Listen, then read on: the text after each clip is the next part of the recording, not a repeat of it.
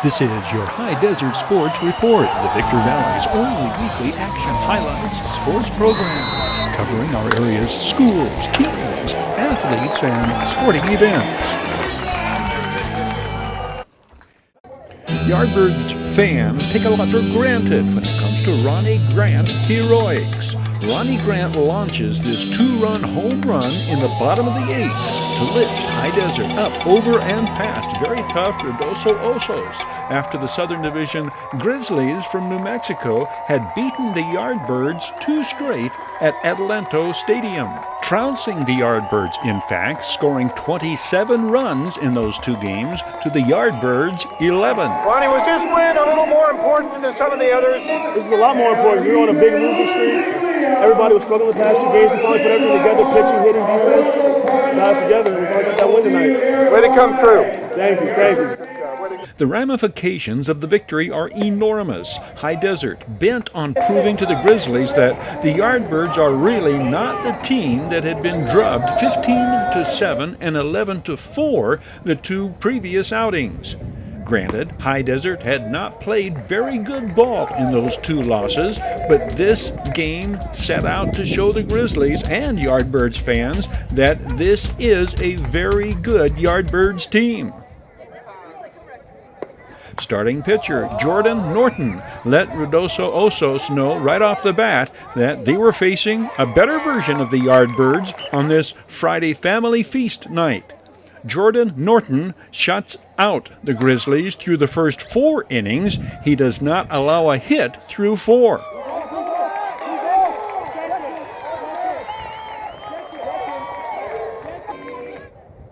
High Desert's offense began serving notice in the second. Eric Schneider leading off with the stand-up double to right center field. Welcome back Steve Longo from what seemed like a very long hiatus, playing in the Can-Am tournament with the Salina Stockade. In his first at-bat upon returning, Steve Longo drives the first pitch he sees into right field, driving in Eric Schneider with the first run of the ballgame. With Ronnie Grant at the plate, Steve Longo and newcomer Andrew Calderon pull off the double steal, putting a pair of Yardbirds in scoring position. Jordan Norton drives in the second High Desert run, nearly beating out the infield grounder. No play on Steve Longo, who scores to make it 2-0. Yardbirds run number 3 comes when Aaron Cook reaches base on a throwing error. Andrew Calderon scores, and High Desert leads 3-0 at the end of 2.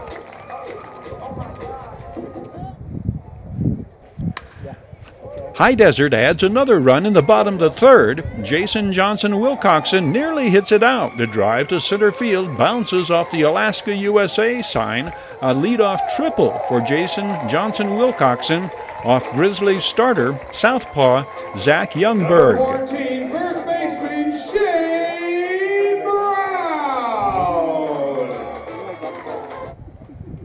Shane Brown follows with the base hit to left, sending Jason Johnson-Wilcoxon home with Yardbirds run number 4. Run driven in number 27 for Shane Brown, giving him a temporary lead in RBIs until Ronnie Grant's home run in the 8th. The Yardbirds' victory is, in fact, a come-from-behind achievement. The Grizzlies rally for 6 in the 5th. The big blow coming off the bat of Frank Thomas-like first baseman Christian Triplett, whose 3-run home run puts the visitors ahead 6-4. 4th home run of the year for the 6'2", 240-pound Christian Triplett. Ruidoso Oso adds 2 more in the 7th to take an 8-5 lead. High Desert's 5th run had come on Jason Johnson-Wilcoxon's sacrifice fly that enables Aaron Cook to slide home ahead of the tag. Aaron Cook has a 3-for-5 night, hitting out of skipper Sip Garza's leadoff position. High Desert had pulled within 1 in the bottom of the 7th. Mr. Make Something Good Happen, Bradley Harmon, catches a break. He is caught off base, but the throw bounces off his helmet, and he winds up on 3rd. Bradley Harmon had led off the 7th with a pinch hit single and advanced to 2nd on a throwing error. Fleet-footed Aaron Cook beats out the infield base hit. Bradley Harmon scores Yardbirds run number 7.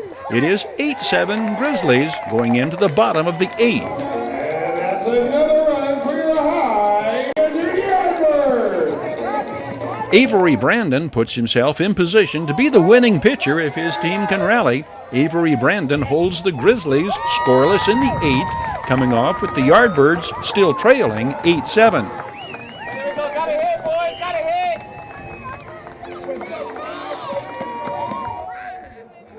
Eric Schneider demonstrates some creative base running, swiping second after leading off the bottom of the 8th with a walk.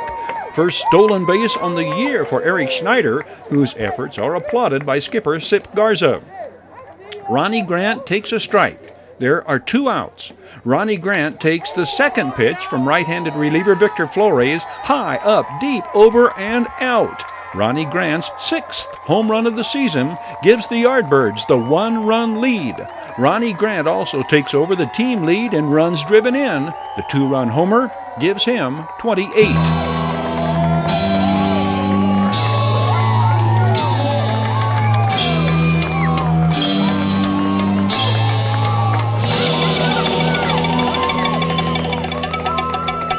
There is still that not-so-small matter of closing it out. Nick Escalera comes out of the bullpen throwing heat, striking out cleanup hitter Brock Hartley for out number 1. Christian Triplets hard grounder to Aaron Cook, out number 2.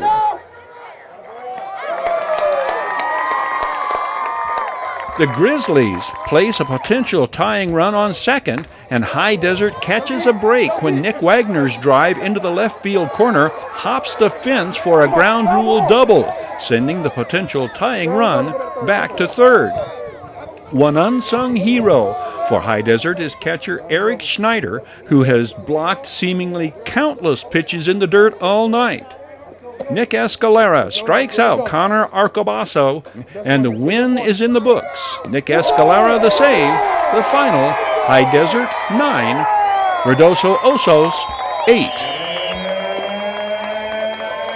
Midway Home Solutions Action Highlights. This video sports online report presented by Midway Home Solutions. Cool solutions to beating the heat. Huge selection of scratch and dent air conditioners, refrigerators, freezers at closeout prices. Midway Home Solutions.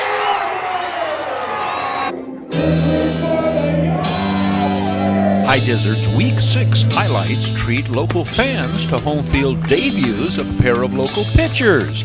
Former Oak Hills Bulldog, now Yardbirds reliever, Creighton Eubides, and 2016 Hesperia graduate, Travis Holm.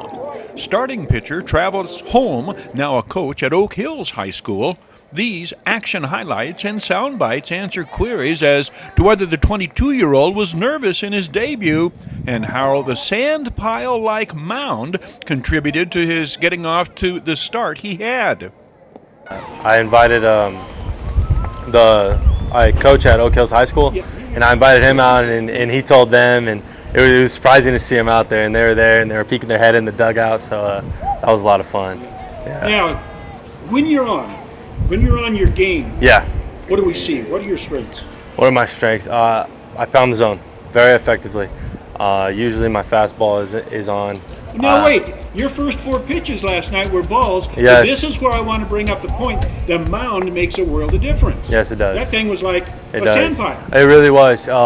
We actually asked for clay last night because there was no clay. We were digging and there's nothing. It was just I was going farther and farther down every single time. So it does make a difference, especially later in the game. It'll be, if your landing gets lower and lower, you have to kind of change your slots. So that was different. So I had to get used to that. Week 6 home field highlights include Kent Blackstone's first Adelanto Stadium home run. Kent Blackstone has contributed steadily, being relied upon by manager Sip Garza to hit from anywhere in the top of the batting order, from leadoff to second to cleanup on occasion. Shane Brown rips his 6th home run of the season. This is in his first game back after being sidelined when hit by a pitch in a loss at Bakersfield. We also witnessed continuous contributions by Bradley Harmon, including a 4 RBI game against the Ruidoso Osos Grizzlies. That 4 runs driven in performance brings Bradley Harmon's RBI total to 20. It was the Grizzlies fans cheering loudest the first 2 games against the visitors, a traveling team based in Ruidoso Osos, New Mexico. Week 6 of the Yardbirds 2018 campaign includes a stretch of 7 games in 4 days, thanks to back-to-back doubleheaders in Tucson and a 3rd twin bill at Adelanto Stadium. Contests contributing to the longest losing streak in franchise history. The skid was stopped by Adolfo Espinosa's win over Monterey, a Tuesday night triumph energized by PA announcer Crazy Chris Ackerman's 50th birthday party. The voice of the Yardbirds brought with him hordes of loyal fans and followers who were delighted by the pie-in-the-face prelude to singing Happy Birthday. Also introduced in this homestand, well, it's not Disco Duck, but, well, Rowdy in the Press Box Strobe Light Rally Cry. The homestand continues through the July 4th fireworks extravaganza. High Desert Sports Training's online sports report. High Desert Sports Training, the area's only high-performance TreadX 3030 treadmill and hip machine. Indoor batting cages. High Desert Sports Training utilizes muscle memory and speed of contraction, developing a quicker, faster, and stronger athlete. Call to schedule a free evaluation. High Desert Sports Training. June's final Saturday night at Adelanto Stadium finds the High Desert Yardbirds in a nip and tuck, back and forth, down to the wire battle against Tucson, the Southern Division second-place Seguras, in a matchup against the Yardbirds, the second-place team in the Pacific Division. Jason Johnson Wilcoxon's 8th-inning 2-run home run makes it look like the Yardbirds are on their way to tucking away the victory, but the Seguras rally for 2 in the 9th to nip High Desert in Tucson's only contest at High Desert all season. Watch these next 3 High Desert base hits, and you see the pattern of attack, taking Segura's starter Eric Morel the other way. Steve Longo leads off the Yardbirds' half of the 4th with the single to right. Ronnie Grant strokes the base hit to right, sending Steve Longo to 3rd. Ronnie Grant continues his hitting surge, 3 base hits this game after cranking the game-winning home run the night before. Ronnie Grant leads Yardbirds hitters with a .452 average. Tucson is leading 4-2 at this point when switch-hitting catcher Jake Marshall takes Eric Morel the other way, scoring Steve Longo, and the Yardbirds are within 1, 4-3.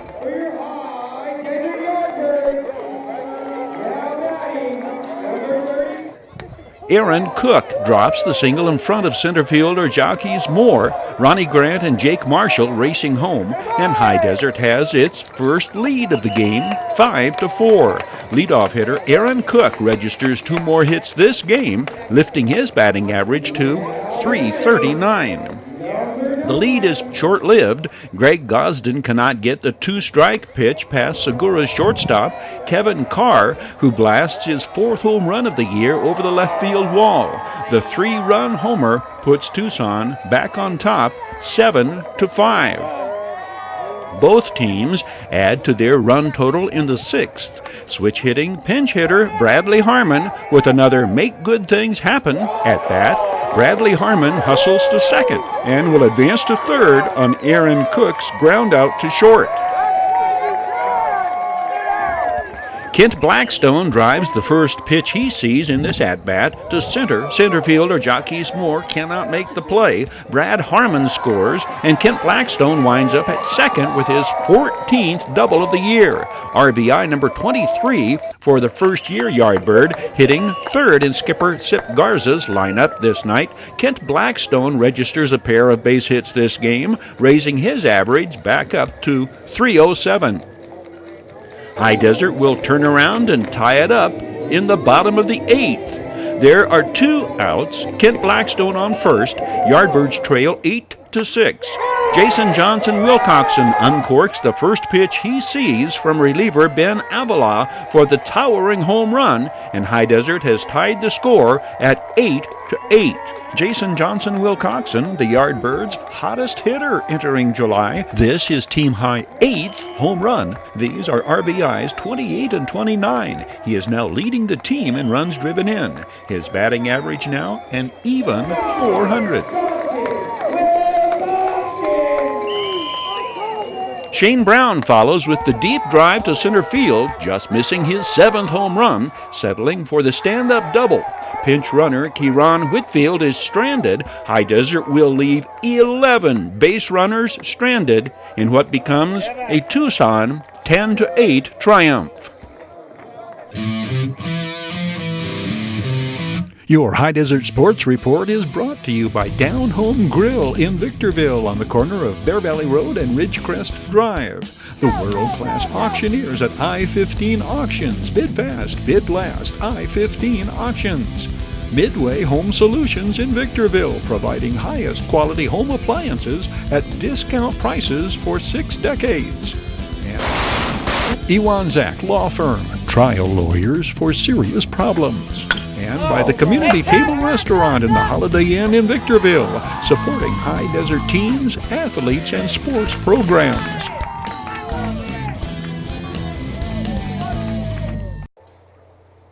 This Video Sports Flashback takes us hunting with the 2016 High Desert Mavericks, hunting the fastball, the Texas Rangers' philosophy to hitting and key to the Mavs' success as they were winning the first half championship in the California League. The 2016 High Desert Mavericks formula for winning the California League Southern Division First Half Championship epitomizes the quintessential team concept. It would be hard to pinpoint one clear-cut most valuable player candidate for the Mavericks. Instead, it is easy to point out how every member of the team made vital contributions to the first half title run. What works best for High Desert is teamwork. What does manager Howard Johnson like most about what he sees from his team? I'd say their resiliency, because they've been able to, play well considering we really don't have a huge offense. Starting pitching's been good. We've moved a couple of guys up to AA in the meantime, but our bullpen has been solid.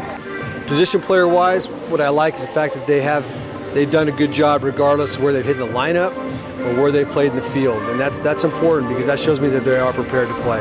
Howard Johnson is in his first season as a manager in the Texas Rangers organization. What is his top priority as a manager? Well, my first and foremost priority as manager of the A-ball team is make sure that all our guys are prepared to play and try to give them as many opportunities to play as possible. Many managers coach the offense from third base. Hojo coached the first half from the dugout.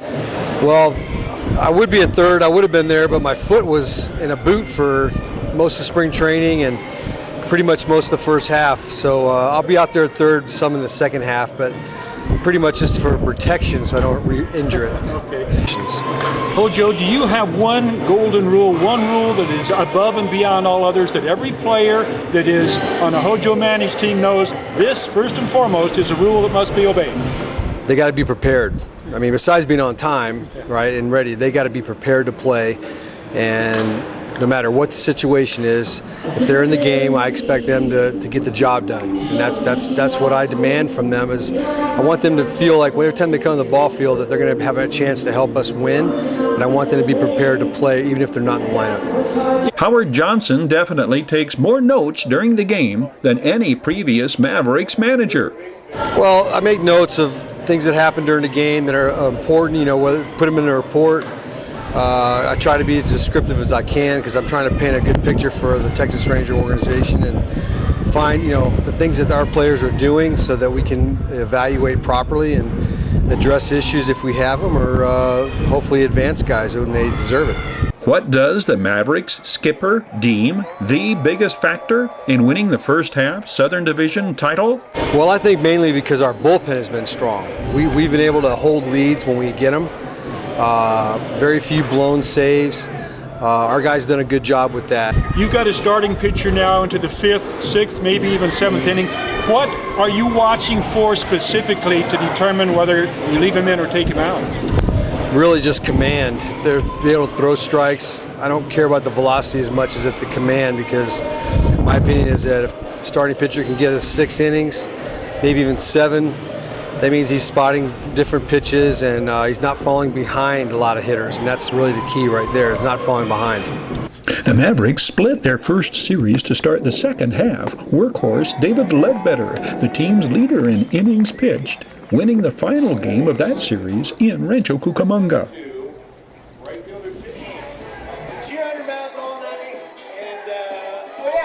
The offensive success of the Mavericks can be attributed to the effectiveness of hitting coach Bobby Rose in his 2nd season with High Desert. Does Bobby Rose have a specific approach to hitting? Absolutely. We try to have the hitters basically hunt fastballs and get themselves prepared to hit fastballs, because most of the times they're going to see fastballs. That's what the pitchers throw most often, so we have them try to hunt that as much as they possibly can. Is there one aspect of what you've seen from your hitters in terms of improvement or performance that you are happiest about, most pleased about in the first half of this season? Absolutely. Their abilities to attack fastballs and hunt fastballs is what we preach and what they've been able to do. So, we're going to keep forcing that issue and keep them on that, because as they progress through the system, that's what they're going to continue to have to do. The Mavericks hitters lead the California League in on-base plus slugging percentage, in addition to being far and away the top home run hitting team in the circuit. Bobby Rose makes note and takes notes on practically every pitch his hitters see and how they react or respond. We try to give our hitters the most information we can on the pitchers, their tendencies, what they like throwing in certain counts, and to get them prepared as much as possible, so when they get in the batter's box, they have an idea and a plan that they're going to be able to execute off that pitcher and off that team and how they've been pitched with that team. What is the toughest adjustment hitters have to make from the amateur level to preparing and competing day in and day out on the professional level? You just said it right there, playing every single day, having to play, having to grind, and having to fail. They're failing constantly. When they're coming up from high school, they were always hitting 500, 600, and now they get to this level and then they get humbled. And they got better players, better pitchers, so then they also got to battle the failure, and that's one of the biggest things that they have to overcome, is that. Hunting the fastball is exactly what the Texas Rangers organization wants its hitters to do. Well, mainly we want to be able to hit the fastball, and what we try to do with our guys is make sure they're ready to hit the fastball right away. We don't want them taking strikes, falling behind. I mean, we try to follow the analytics on that. Typically, if you're ahead in the count, you get better pitches to hit, you're gonna do much better. If you're behind, then the pitcher has a huge advantage. So we're trying to teach our guys to be aggressive early, attack the fastball early to count. A couple of the youngest Mavericks hitters showed marked improvement as the first half came to an end.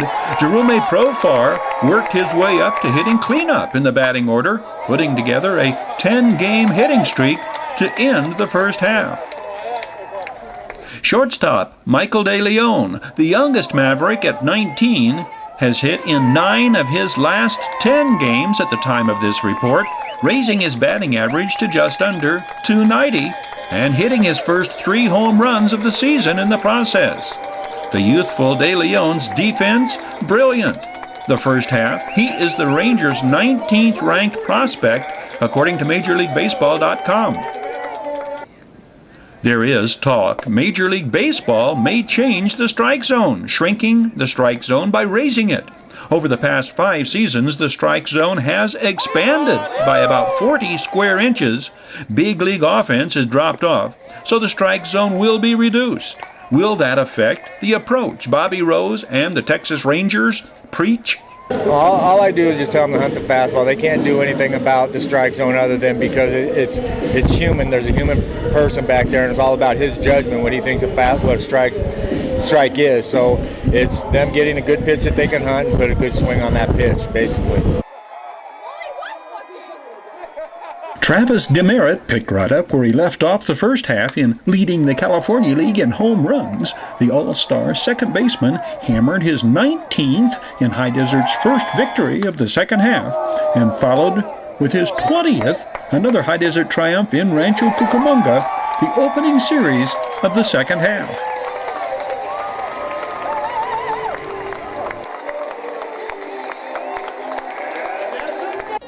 19-year-old Jairo Barris has stepped up his power production. Manager Howard Johnson took some of the pressure off the young outfielder by dropping him from fourth to lower in the batting order, and Jairo Barris responded with home runs in the first 2 games of the second half.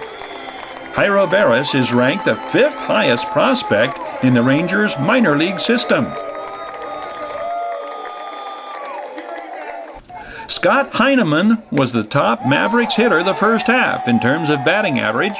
The 23-year-old outfielder from Santa Monica hit .291. His team-high 77 hits included a team-high 5 triples. Scott Heineman also posts the team's top on-base percentage and leads the team in stolen bases.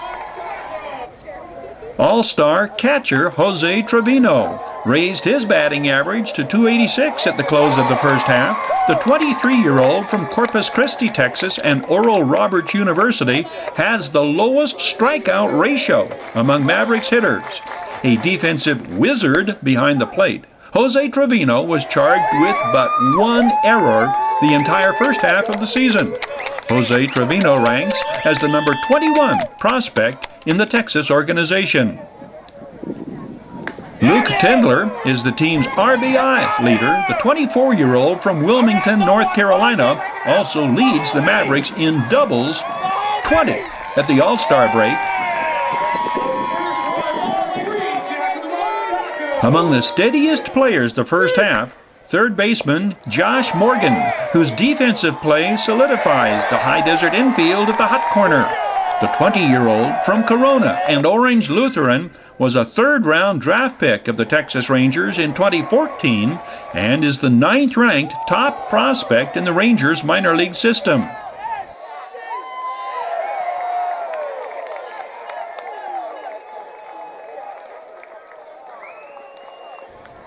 The newest Maverick, in terms of position players, 22-year-old center fielder Jose Cardona from San Nicolas de los Garza, Nuevo León, Mexico. With the promotion of 2 Mavericks starters to AA, Ariel Uroda has emerged the Mavericks ace. The 20-year-old from Panama won 6 games the first half and leads the team in strikeouts.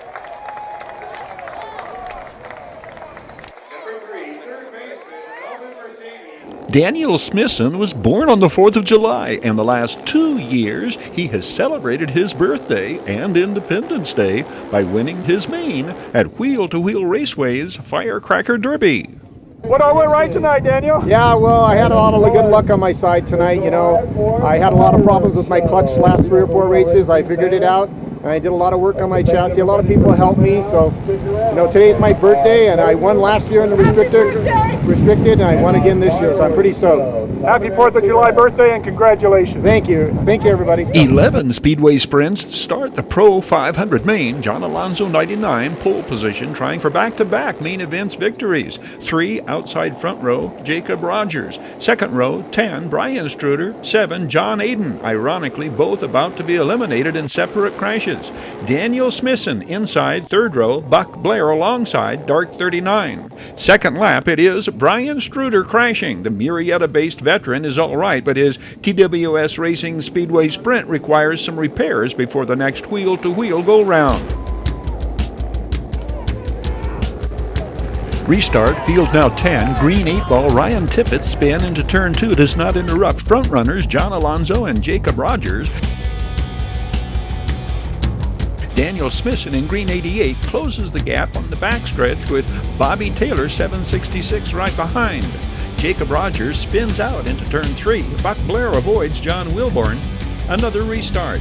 John Ayton and John Alonso battle for the lead. John Ayton breaks low and is clipped by John Alonso, sending the 5-time track champion into a full gainer, ending John Ayton's bid for a 5th Firecracker Derby main event triumph. This is your High Desert Sports Report, the Victor Valley's only weekly action highlights sports program, covering our area's schools, teams, athletes, and sporting events. Showing daily on the Victor Valley Television Network, VictorValleyTV.com.